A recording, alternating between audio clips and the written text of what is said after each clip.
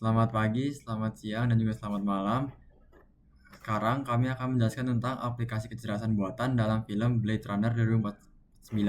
Kami beranggotakan yang pertama ada Ezra, Arya, saya sendiri Kigen, dan juga Daniel. Daftar isi dalam presentasi ini terdapat 5 buah poin-poin. Yang pertama ada nama aplikasi, penjelasan aplikasi secara detail, ruang permasalahan AI, cabang-cabang AI yang digunakan, pengetahuan yang ada di aplikasi. Yang pertama, nama aplikasi. Nama aplikasi yang digunakan adalah Replikan. Secara singkat, Replikan adalah Android yang diciptakan untuk menyerupai manusia dalam penampilan, kemampuan, dan juga emosi. Mereka digunakan dalam berbagai kapasitas, termasuk pekerjaan berat dan peran sosial, terutama di koloni luar angkasa dan dunia distopian di bumi. Nah, saat ini saya Izar Ditya akan menjelaskan tentang poin-poin yang dijelaskan oleh teman saya tadi. Nah, yang pertama adalah penjelasan aplikasi. Deskripsi. Dalam film Blade Runner 2049, Replikan adalah android yang diciptakan oleh Wellets Corporation. Mereka adalah hasil dari kemajuan teknologi dalam kecerdasan buatan dan rekayasa genetika. Dirancang untuk menyerupai manusia, baik dalam penampilan fisik maupun kemampuan emosional mereka. Mereka digunakan untuk melakukan berbagai tugas yang terlalu berat atau tidak diinginkan bagi manusia asli. Fitur yang pertama, penampilan manusia. Replikan dirancang dengan penampilan yang tidak bisa dibedakan dari manusia asli, termasuk fitur fisik dan perilaku yang sangat realistis. Yang kedua, kemampuan emosional. Mereka memiliki kemampuan untuk merasakan dan mengekspresikan emosi. Meskipun emosi ini seringkali merupakan hasil dari pemrograman, Replicants bisa menunjukkan reaksi emosional yang mirip dengan manusia.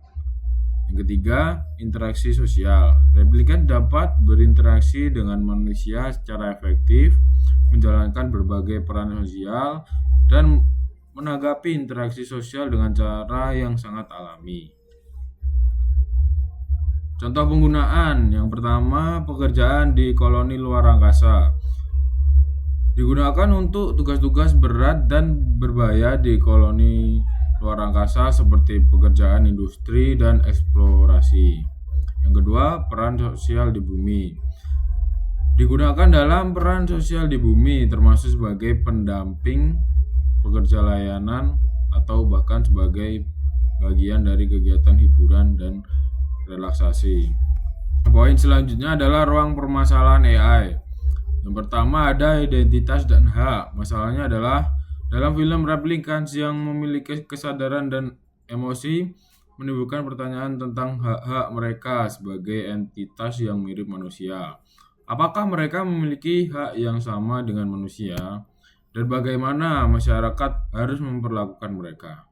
Sebagai contoh, beberapa replicants mengalami krisis identitas saat mereka menyadari bahwa mereka bukan manusia asli seperti karakter K dalam film yang berjuang dengan identitasnya dan haknya dalam cerita.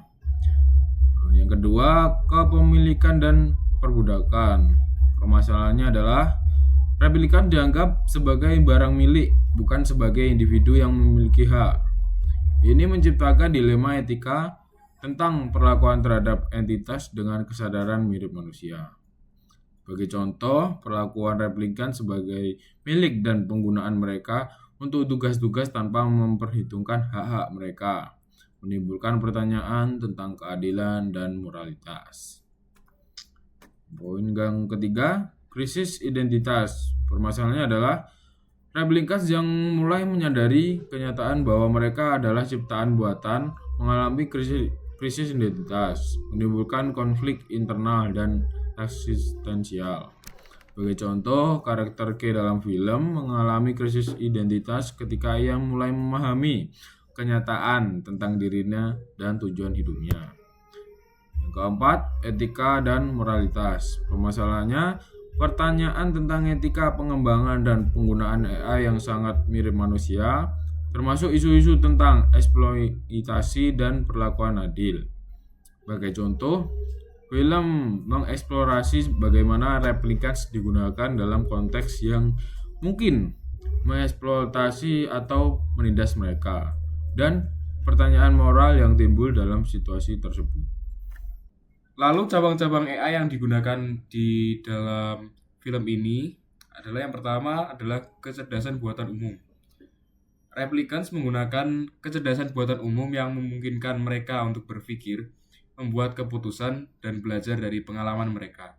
Ini menyerupai fungsi kognitif manusia dan memungkinkan mereka untuk beroperasi dalam berbagai situasi. Contohnya, kemampuan replicants untuk menangani tugas-tugas kompleks dan membuat keputusan mandiri dalam konteks yang berbeda. Lalu yang kedua ada emosi buatan. Replicants memiliki sistem emosional yang memungkinkan mereka untuk mengekspresikan dan merasakan emosi. Ini dirancang untuk meniru emosi manusia, meskipun seringkali merupakan hasil dari pemrograman. Contohnya, replicants bisa menampilkan reaksi emosional dalam situasi sosial atau interaksi pribadi, seperti ekspresi kesedihan atau kebahagiaan. Yang ketiga ada Natural Language Processing atau NLP. Kemampuan replicants untuk memahami dan berkomunikasi menggunakan bahasa manusia. NLP memungkinkan mereka untuk terlibat dalam percakapan yang kompleks dan menanggapi bahasa manusia secara efektif.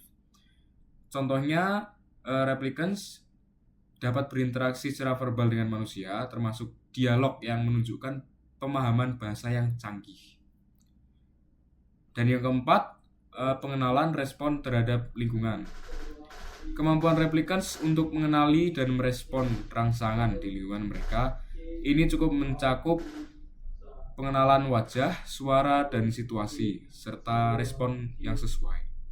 Contohnya, replicants dapat bereaksi terhadap berbagai stimulus dalam lingkungan kerja dan sosial, seperti mengenali orang atau mengidentifikasi ancaman. Poin selanjutnya adalah pengetahuan yang ada di aplikasi. Poin kecerdasan buatan. Persepsi replicant memiliki kemampuan untuk memahami dan merespon ringkasan dari lingkungan mereka, seperti pengenalan wajah, suara, dan situasi sosial. Kognisi. Mereka dapat memproses informasi, membuat keputusan, dan belajar dari pengalaman, memungkinkan mereka untuk beradaptasi dengan berbagai situasi. Interaksi sosial. Kemampuan untuk berinteraksi dengan manusia dalam konteks sosial, memahami nuansa komunikasi, dan merespon secara emosional. Aplikasi utama. Pertama, kreativitas dan penyesuaian.